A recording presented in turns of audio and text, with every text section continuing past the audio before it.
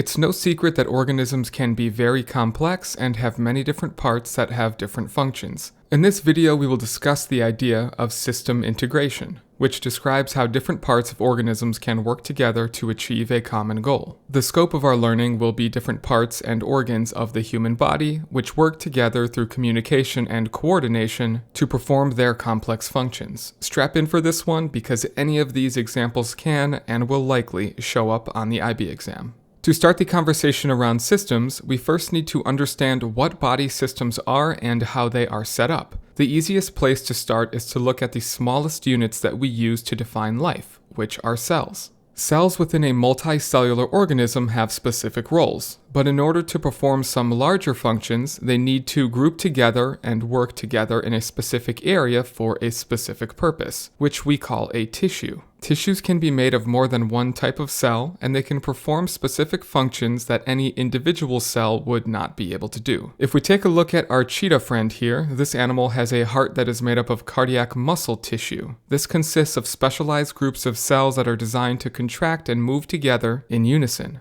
If two or more types of tissue work together, they tend to form larger structures that we call organs. We can look at individual muscles within the cheetah, like its biceps femoris, that we can classify as organs, because each muscle contains skeletal muscle tissue, connective tissue, nerve tissue, and blood or vascular tissue. When we go another step up in the hierarchy and organs start to work together, we call this a system. So we can say that the cardiovascular system of the cheetah works by interacting components of the heart and arteries, capillaries, and veins, all of which are organs that contain their own unique cells and tissue types. Learning about how this hierarchy works is important because it provides different perspectives to study how living organisms work, which is what we will do for the remainder of this video as we look through examples of this hierarchy in action. But there is something cool here that we need to note, which is the fact that when we get all the way to the organism level, with systems working together, there are new emergent properties that the organism has that add up to be more than the sum of each of the individual parts. So we know for the cheetah that it has cells that make up tissue that support the beating of the heart, which moves blood and nutrients around the body. But as a result of this, and all of the other systems found within the cheetah that work together, the cheetah can become an effective top predator that is extremely quick and agile. There is no individual cell or tissue that we can point to that gives them this emergent property, but instead is the collective integration of all of its systems. This is similar to the fact that you are currently watching, understanding, and taking notes on this video. There is no one system in your body that makes this possible, but it is possible through the collection of all of your systems working together. So tell your body to hit the subscribe button because why not? From this point on, we are going to go through different examples of system integrations in the human body. First up, we have the integration of signaling that allows for different organs and systems to communicate with one another. Signaling is generally performed by two different systems, which are the endocrine system and the nervous system. The endocrine system is made up of glands that release chemicals called hormones. These hormones can move from one area in the body to another, carrying a signal that can cause a change within an organ based on a change in internal body conditions. An example could be the release of the hormone epinephrine, which moves from the adrenal glands to various parts of the body to initiate a fight or flight response. The nervous system is made up of specialized cells called neurons that carry electrical signals. These electrical signals can be sent to different organs to also facilitate a change to happen. An example could be a voluntary muscle contraction in which an electrical signal is sent from your brain down a neuron and to a muscle to initiate a contraction that, let's say, makes you lift up your arm to reach something on a high shelf. These types of signaling, chemical versus electrical, work at different speeds and for different durations. In general, the electrical signals sent via neurons are much faster and shorter-lived, which is good for muscle contractions. Chemical signals sent via hormones are slower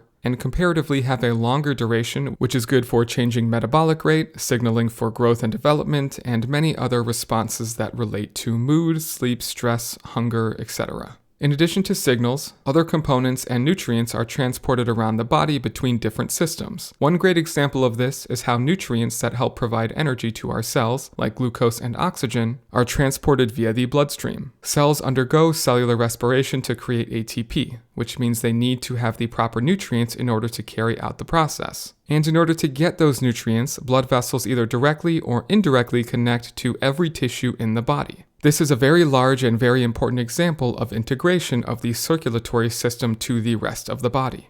The next organ to reference for integration is the brain. The brain is a highly specialized organ filled with neurons that is designed to interpret and send information to all parts of the body, thus controlling and making sure everything is working properly. Much like the blood system, the brain is connected to all other parts of the body to both send and receive information. The brain can receive information through different types of receptors that are everywhere from your eyes, ears, and nose to your skin, bladder, blood vessels, and digestive tract. Once it receives information, it can process it and develop an appropriate response if needed. Information can be stored in memories, for either short or long term, which aids in strengthening different neural pathways that support learning.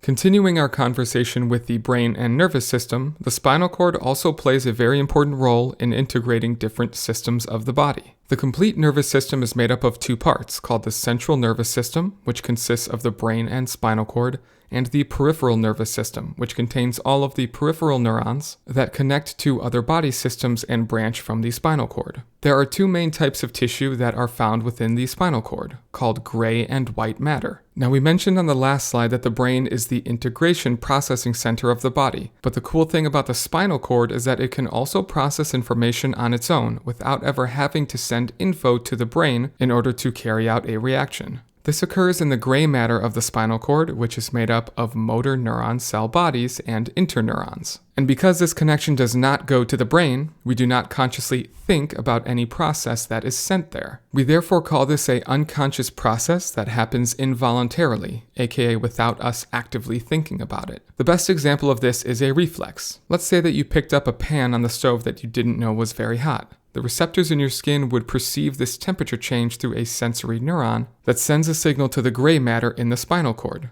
The signal gets passed to an interneuron, which relays it off to a motor neuron, which can act on the muscles in your hand and arm, making you drop the pot and pull your hand away. This all happens very quickly and unconsciously because it was not sent to the brain to be processed, but instead was processed in the gray matter of the spinal cord. All conscious processing is done in the brain and sent out via neurons that are packed into the white matter of the spinal cord, which would be like you deciding to use your leg muscles to stand up or chew and initially swallow your food. These are conscious actions that you are actively thinking about and performing and can therefore inherently control. In either case, voluntary or involuntary, it is the connection between the central and peripheral nervous systems to all other systems that allow for this integration and transfer of information to happen.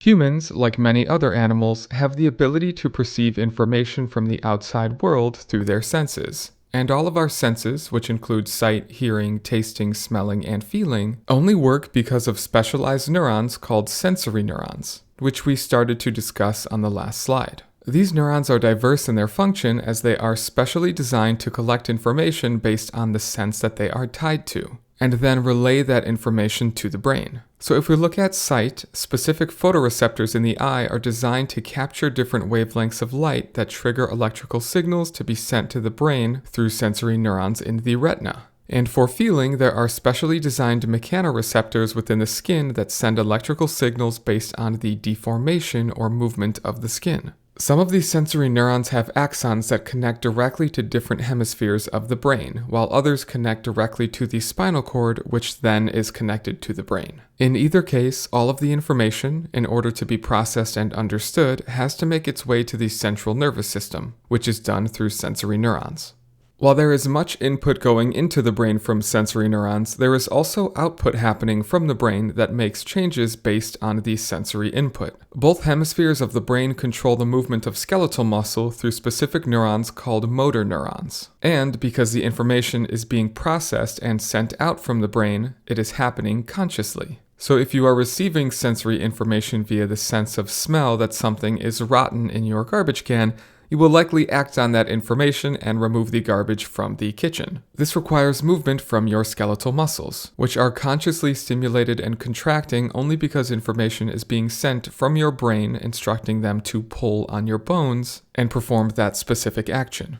The area of the brain that processes these motor movements, called the motor cortex, is found here and again is located in both brain hemispheres, and has many neurons within the outer gray matter portion of the brain tissue. When looking at either sensory neurons from 2 slides ago or motor neurons from the last slide, we generally refer to both of them as nerves. And we can't get this term nerve confused with the term neuron, which is referring to a single nerve cell within the nervous system. When we look at specific nerves within the body, the reality is that they generally carry within them many fibers that make up axons of both sensory and motor neurons, which we call nerve fibers. So when we look at a cross-section of a nerve, as we see here, it is made up of many individual nerve fibers, or individual neurons. The entire nerve bundle is surrounded by a protective sheath, and the individual nerve fibers can also have their own protective myelinated coating, though some neurons have less of this than others, and we can distinguish the two as being either myelinated or unmyelinated. Section C2 covers more specific details on individual neurons and how they function. Circling back to reflexes, we stated before that the spinal cord has the ability to process information within its gray matter that can create an involuntary response. While this is one type of involuntary reflex, the brain also has the ability to coordinate reflexes that can be used to prevent harm to the body. For example, the papillary reflex is controlled by a nerve that starts in the brain and sends a signal to dilate or constrict the pupil based on the amount of light entering the eye. In either case, mediated by the brain or by the spinal cord, reflexes are coordinated by parts of both the nervous system, skeletal and muscular systems, and at times the endocrine system to function. As we stated earlier, the example of this that you need to know for the IB exam is with a pain reflex arc in the hand which has an involuntary response with skeletal muscle. In this case, the skeletal muscle acts as the effector, which is part of the body that carries out the final action taken as a response to the initial stimulus. So, we use another example that is similar to the hot pan example we already talked about. You place a finger over a flame on a lit candle. Sensory neurons within the skin of your finger send a signal via the neuron to the spinal cord. The signal is passed to an interneuron within the spinal cord, which relays it to a motor neuron. The motor neuron sends a signal back to the muscles at that location, which creates the effect of you pulling your hand away. And to give you a real-life example of this ironically happened to me the day that I wrote this script. As you can see, I burned 2 of my fingers on a grill. Ouch. Make sure you remember this specific example and know the pieces to be able to explain it yourself. Let's move on and talk about a few other examples of system integration that you need to know. The cerebellum is a section of the brain tissue that is located near the back of the brain, below the 2 cerebral hemispheres and above the brainstem. The function of this tissue is to help coordinate the contractions of skeletal muscles. This coordination helps direct the timing of muscle contractions that aid in the overall balance and posture of your body, making sure that the correct muscles are keeping us upright so we are not falling over.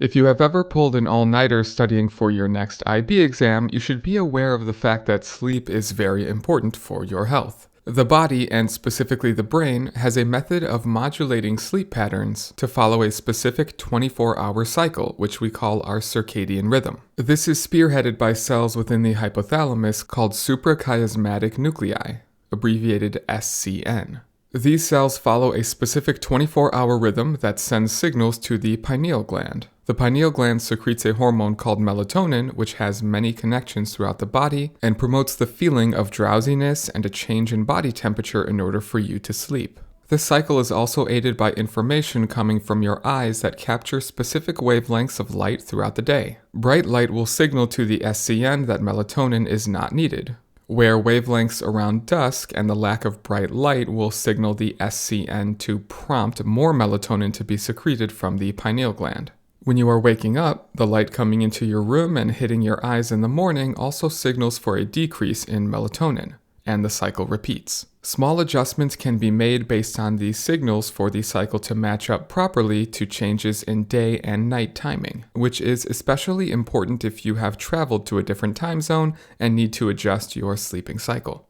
Another hormone that affects many tissues of the body is called epinephrine, which has another name of adrenaline. Epinephrine is secreted by the adrenal glands, which sit on top of the kidneys and is controlled by the brain. And when it reaches its target cells, has the overall effect on the body that prepares it for vigorous activity. This is mainly accomplished by sending an increased amount of oxygen and glucose to skeletal muscle cells, creating a better environment for the muscle to continue to contract under strenuous conditions. Many organs within the body support the muscles to function, which include the liver, which breaks down glycogen to make glucose available, the lungs, which dilate their bronchi and bronchioles so that more air can flow and oxygen can enter the body, accompanied by an increased ventilation rate, the heart rate, which beats faster to move more of the oxygen and glucose into the muscle tissue, and arterioles that are also dilated or restricted to direct more blood to the muscles. This all comes together to prepare you for a fight or flight response, allowing the body to be ready for anything.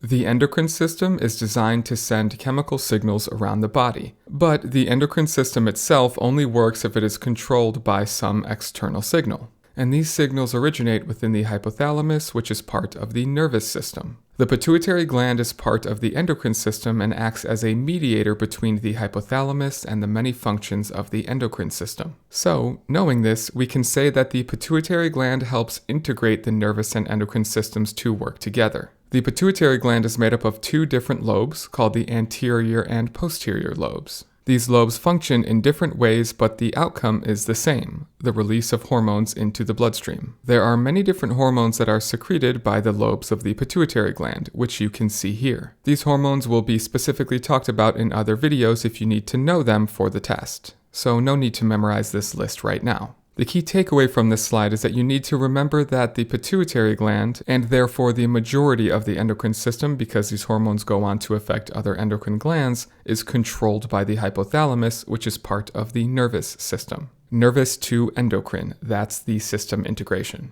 Next up, we'll talk about system integration within the cardiovascular system and the respiratory system. The cardiovascular system includes the heart and all of the attached arteries and veins that move blood around the body to deliver nutrients and waste to their appropriate locations as the body needs. The beating of the heart is controlled not by the cardiovascular system, but by the nervous and endocrine systems. The medulla oblongata of the brainstem contains within it tissue that is classified as the cardiovascular center. This nervous tissue sends signals via two main nerves, called the vagus nerve and the sympathetic nerve, that send electrical signals to the SA node found near the right atrium of the heart. Contractions sent from the SA node tell the heart muscles to contract, which pump blood through chambers and out of the heart to be moved throughout the body. The sympathetic nerve signals the SA node to increase the heart rate, where the vagus nerve signals for a decrease in heart rate. But how does the cardiovascular center know the proper information to send to the SA node to achieve the proper heart rate? There are two specific types of receptors, called baroreceptors and chemoreceptors, that are found within arteries near the heart, such as the aorta and the carotid arteries, that send signals via nerves to the cardiovascular center of the medulla oblongata.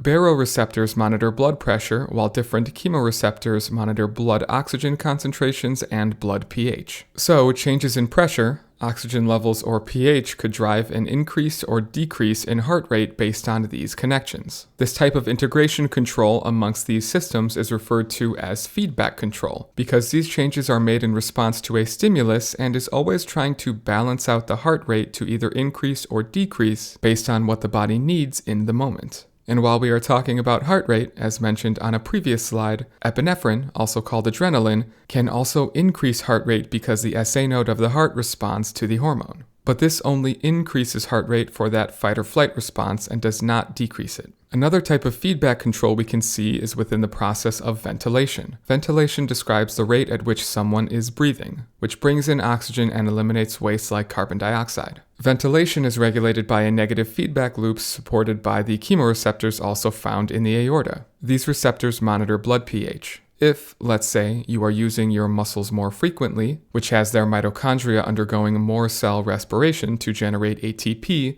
that process produces carbon dioxide. Too much carbon dioxide in the blood will cause the pH to decrease. These chemoreceptors sense that and send signals to the respiratory center in the brainstem, which then tells the respiratory system to increase the ventilation rate, meaning the diaphragm and the intercostal muscles contract at a faster pace. This works to exhale more carbon dioxide and bring the pH back up to a normal level. In the same fashion, other chemoreceptors within the carotid arteries monitor blood oxygen levels that relay information to the respiratory center. If oxygen levels drop below a certain point, signals will be sent to increase ventilation rate to ensure enough oxygen is entering the blood to support the brain. Make sure to understand both of these feedback control examples for the exam. Lastly, let's take a look at the nervous system and the digestive system and how they are integrated to perform the very important function of moving material through your gut. The function of the digestive system is to break down and absorb food that we can use to sustain our body. There are many different parts of the digestive system, as you can see here, but the main idea behind how it works is that the system itself is made up of one long tube that extends from the mouth all the way to the anus. So food enters, it gets moved through the tube and broken down, some of it gets absorbed, and whatever is left over ends up exiting. Now, in order for the food to make its way down the tube of the digestive system, it obviously needs to be moved. And what we know about movement so far is that it is done by muscles and is controlled by the nervous system. So when we look at the parts of the digestive tract that food is moved through, such as the esophagus, stomach, small and large intestine, all of these structures are lined with smooth muscle, which is the third type of muscle that is not skeletal or cardiovascular. The smooth muscles are set up in layers around the tube, the outer layer creating a longitudinal pattern that follows the path the food is traveling, and the inner layer creating circular formations around the tube. Longitudinal muscle contracts in a wave-like motion, called peristalsis, that pushes the food down the tube in only one direction, which is away from the mouth and towards the anus. All of these movements are controlled by signals from nerves, but these specific nerves do not originate from the central nervous system. A subcompartment of the nervous system, called the enteric nervous system, has nerve collections along the tube and into these muscle layers, signaling for them to contract and perform these peristaltic movements in unison, which slowly moves food down the intestines. And this system operates on its own, separate from the central nervous system, which is why you never actively had to think about making sure your food is moving down your gut. It just happens automatically by the workings of these enteric nerves. But that being said, there are two parts of the process in which the central nervous system is active, which are at the beginning and the end. You are obviously making a conscious choice to consume food, and the action of swallowing is initiated by the central nervous system and your conscious thought. Additionally, when you are ready to excrete waste, unless you are a baby, the process of relaxing and widening the sphincter muscle of the anus is a voluntary process, which is processed in the central nervous system. Everything in between, from swallowing to excreting, is controlled by the enteric nervous system.